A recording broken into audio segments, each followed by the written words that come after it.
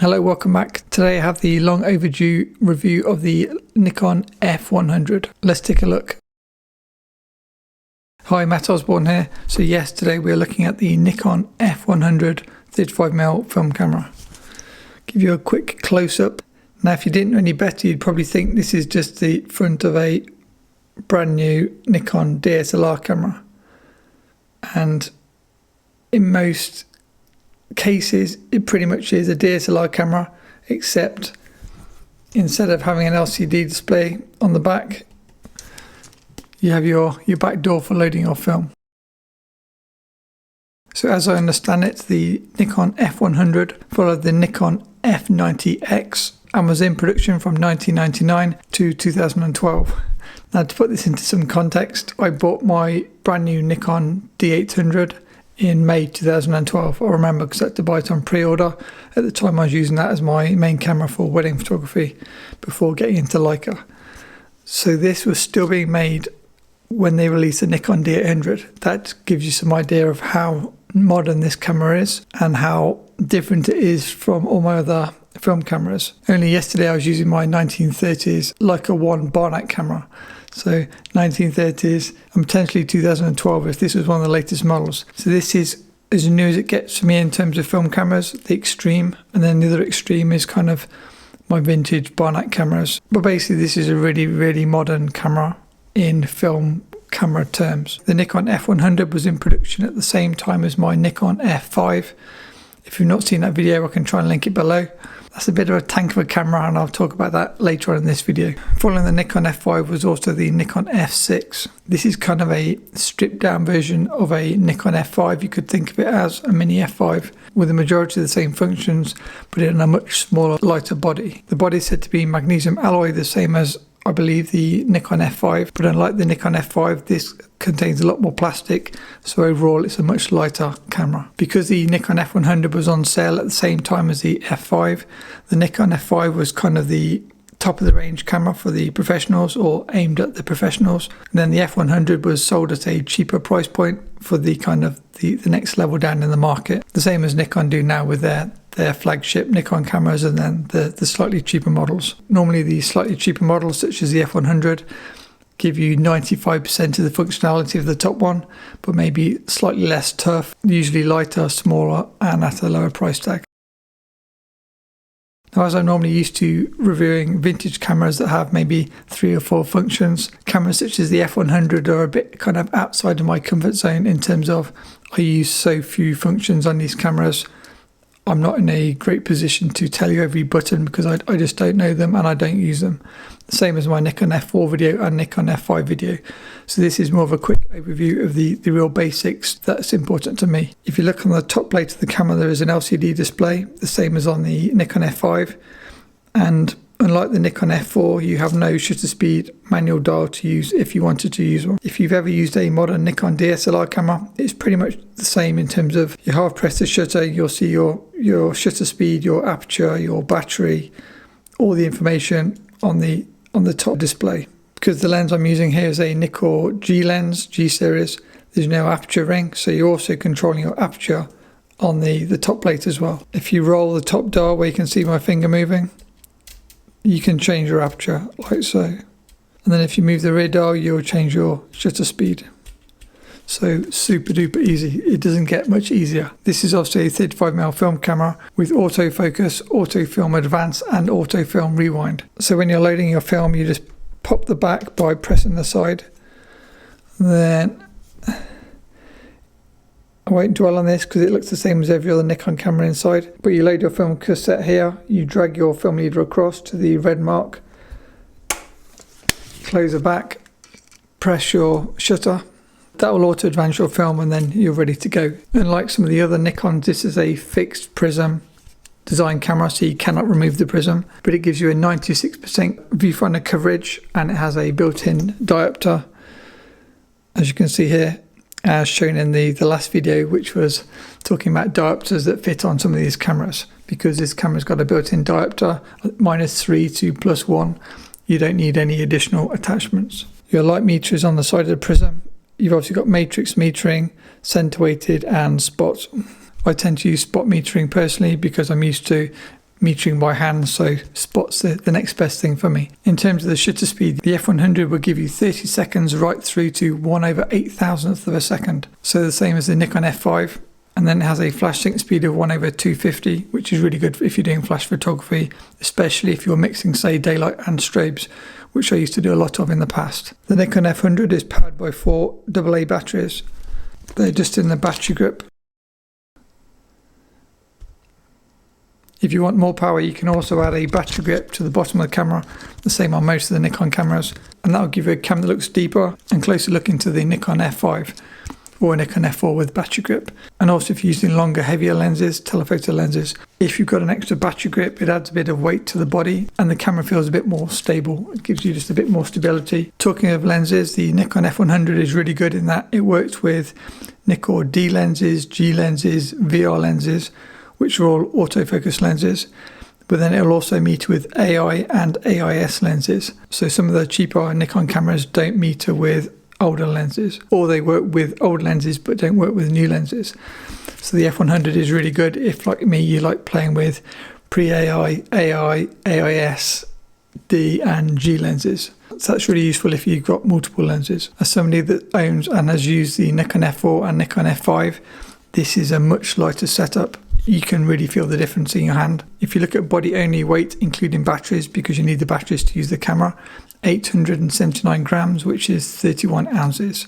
That is lighter than the Nikon F4 and considerably lighter than the Nikon F5. Now I checked the Nikon F100 prices on eBay as at April 2021. These cameras are going for around £240 in the UK and around $250 if you're in the US. Now that's going to be cheaper than a Nikon F5 and a Nikon F6, but you can get cheaper options. One option could be the Nikon F80, which I've already reviewed. I can link it down below. These two cameras are often seen as quite similar, so I'll quickly go through a few points of the Nikon F80 versus Nikon F100. I think firstly, as soon as you mention the word Nikon F80 to anybody that's used Nikon cameras before, the first sentence that comes back is, be careful of the back door, the hinge is really weak. If you slam the door, the hinge breaks and you've got a broken camera.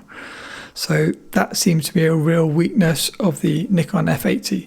So watch out for that. The Nikon F100 is more solid. The Nikon F80 is smaller and lighter than the F100. It is 279 grams lighter to be precise, which is 9.5 ounces, so quite a bit lighter. Unlike the Nikon F100, which takes 4 standard AA batteries, the Nikon F80 takes 2 CR123A batteries. Those batteries are more expensive, and if you're out shooting in the field, they're more difficult to find, where AA batteries you can kind of get anywhere. You can add a battery grip to a Nikon F80, which would then give you AA batteries, but off the shelf it doesn't use AA batteries. Unlike the F100, the F80 cannot meter with Nikkor AI or AIS lenses, so if you use old lenses, the F80 probably isn't the camera for you. The viewfinder coverage of the F80 is only 92%, whereas the F100, as mentioned, is 96%. Unless if you're a strobist, the maximum flash sync speed of an F80 is 1/125. The maximum flash sync speed of the F100, as I say, is 2 times that, 1/250. But there is a huge price difference. The cost of a Nikon F80, April 2021, seems to be around £50 or $70. That is quite a bit cheaper, but you are getting a much more weak plastic camera. So if you're extra careful, it could be worth it, but bear with me, there may be more options. Before we look at other cheaper options, what about more expensive options? I think if you prefer more manual settings, such as knobs and dials, I would definitely recommend the Nikon F4 over the Nikon F100. The Nikon F4 is even more solid, and it's just like holding a really heavy brick. It's just totally solid. One main difference I'd say from using both is I quite like the grip on the F100, but be careful, because one of the, again, weaknesses of the F100 is often they get the sticky back where the rubber's sticky. I made sure that when I bought my F100 that the rubber was clean and it wasn't suffering from that common problem. The F4 doesn't have a rubber coating, and so as such I think feels slippery in the hands, but equally won't suffer from these kind of sticky back problems. I think if you dropped a Nikon F4 and a Nikon F100 from your first floor window, the F4 has got a much better chance of surviving based on the feel of the cameras, but the F100 is no slouch either. And if you just want more power and more speed, look at the Nikon F5 or the Nikon F6.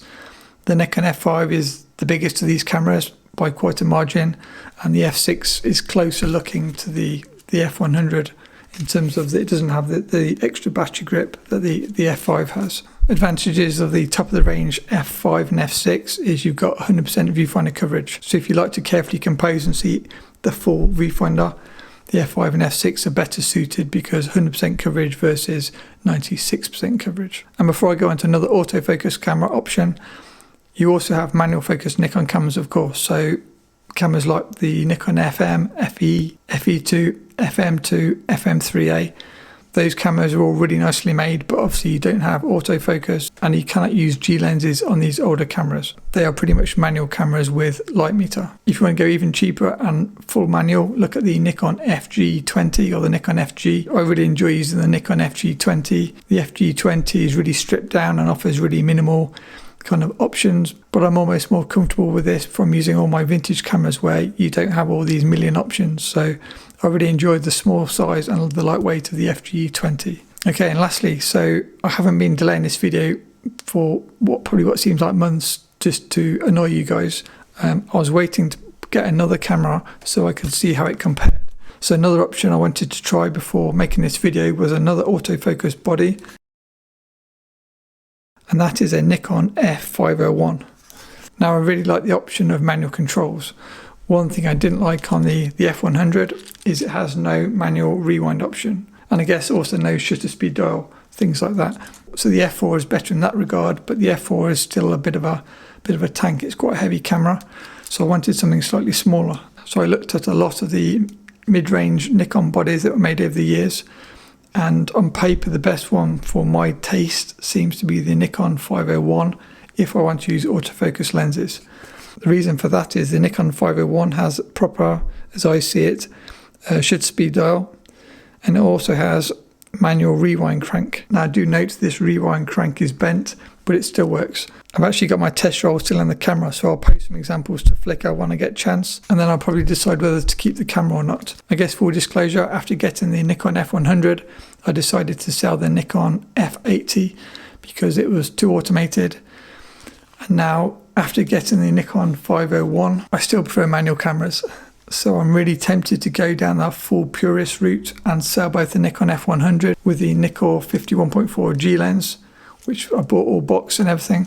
I'm tempted to sell that full set, and then also, if this works, sell the Nikon F501 with a Nikkor 51.4 D lens as well. And then I'm just going to concentrate on using my manual focus Nikon bodies. I think I'll keep the Nikon F5 because that's just a tank. I think you have to keep that camera. I may regret selling this because the size is just perfect, but I'm quite cautious when it comes to autofocus lenses.